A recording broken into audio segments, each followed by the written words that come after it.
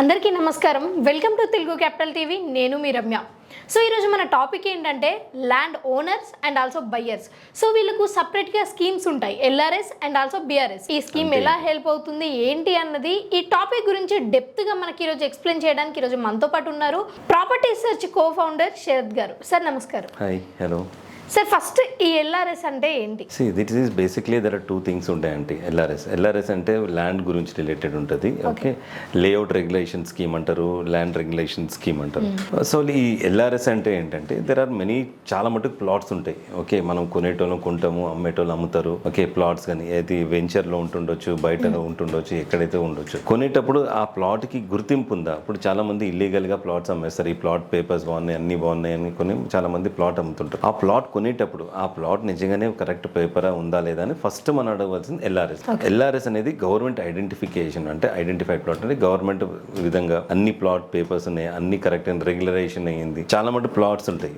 Okay, ఆ ప్లాట్కి owner ఉండరు, owner ఎప్పుడుదో owner ఉంటారు, 4-5 ఓనర్స్ ఉంటారు. ఓకే, అదేంటంటే పట్టా భూములు అవన్నీ ఉంటాయి. అవన్నీ రెగ్యులర్ అంటే పట్టా భూములు అంటే అప్పులో ఎవరికో గిఫ్ట్ డీడ్ ఇచ్చేసి గిఫ్ట్ ఇచ్చేసుకొని దాని తర్వాత దానికి రెగ్యులరేషన్ చేసుకోకుండా ఉంటాయి. అది ఓనర్ ఒకరున్నారా, ఇద్దరున్నారా, ముగ్గురున్నారా, నలుగురున్నారా ఎవరికి తెలియని కూడా తెలియదు. కానీ ఒకటే ఓనర్ వచ్చి సైన్ చేసేస్తాడు, ఇది నాదే అని చెప్పి.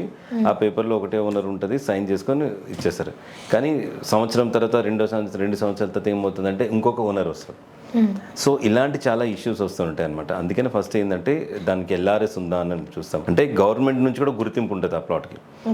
ఫస్ట్ ఎనీ టైం అది కొనేటప్పుడు మస్ట్గా చెక్ చేసుకోవాలన్నమాట. దాంట్లో మరి బిఆర్ఎస్ అంటే అది బిల్డింగ్ రెగ్యులేషన్ అనమాట. అది ఇక ఇల్లీగల్ కన్స్ట్రక్షన్స్ అవుతాయి. అది ఓకే, ఇల్లీగల్ కన్స్ట్రక్షన్ అంటే ఇష్టం వచ్చిన టెర్లు కట్టేస్తారు, దానికి అప్రూవల్ ఉండదు, ఏముండదు గవర్నమెంట్ నుంచి. ఇది that is again for the building. ఇది ఎల్ఆర్ఎస్ అనేది ఓన్లీ ఫర్ ద ల్యాండ్ అనమాట.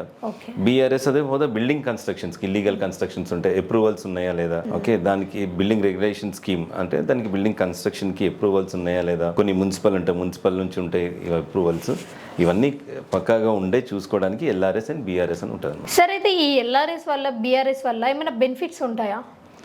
డెఫినెట్లీ ఉంటుందండి. ఇప్పుడు ఒక ప్రాపర్టీ ఓనర్షిప్ అనేది ఐడెంటిఫికేషన్ అండ్ ప్రాపర్టీ చరిత్ర అనేది వాట్ ఎవర్ ఇట్ ఈస్ అది అన్నీ చూడడానికి ఎల్ఆర్ఎస్ ఇస్ కంపల్సరీ. దాని బెనిఫిట్స్ ఏంటంటే ఫస్ట్ ఆఫ్ ఆల్ లోన్, రేపు పొద్దున్న మీరు ఏమైనా ప్రాపర్టీ మీద లోన్ వెళ్ళాలనుకోండి, ఆ లోన్ చూడాలన్నా ఫస్ట్ మీకు అడిగేది బ్యాంక్ ఎల్ఆర్ఎస్ ఉందా అని అడుగుతారు. ఎల్ఆర్ఎస్ లేని బ్యాంకే వెళ్ళదు. Number 1 security, property security. LRS లేని ఆ ప్రాపర్టీకి సెక్యూరిటీ కూడా లేదు. ఫస్ట్ అది సెక్యూరిటీ ఆర్ సేఫ్టీ మ్యాటర్లో చూసుకుంటే ఎల్ఆర్ఎస్ కంపల్సరీగా వెళ్ళాలి. రేపొద్దున బ్యాంకర్స్ వెళ్ళినా కానీ వాళ్ళు అదే అడుగుతారు. అండ్ రేపొద్దున మీరు ఆన్లైన్లో కూడా ఏమైనా చెక్ చేసుకున్నా కానీ మీకు అవన్నీ ఎల్ఆర్ఎస్ అవన్నీ ఉంటే ఆన్లైన్లో చెక్ చేసుకున్నా మీదే కనిపిస్తాయి డీటెయిల్స్. సో ఎల్ఆర్ఎస్ బెనిఫిట్ దాని definitely it is there. Sir, BRS గురించి ఎల్ఆర్ఎస్ గురించి చాలా క్లియర్గా చెప్పారు అండ్ మా ప్రేక్షకులకు కూడా ఇది ఎంతో యూస్ఫుల్ అవుతుంది. And thank you.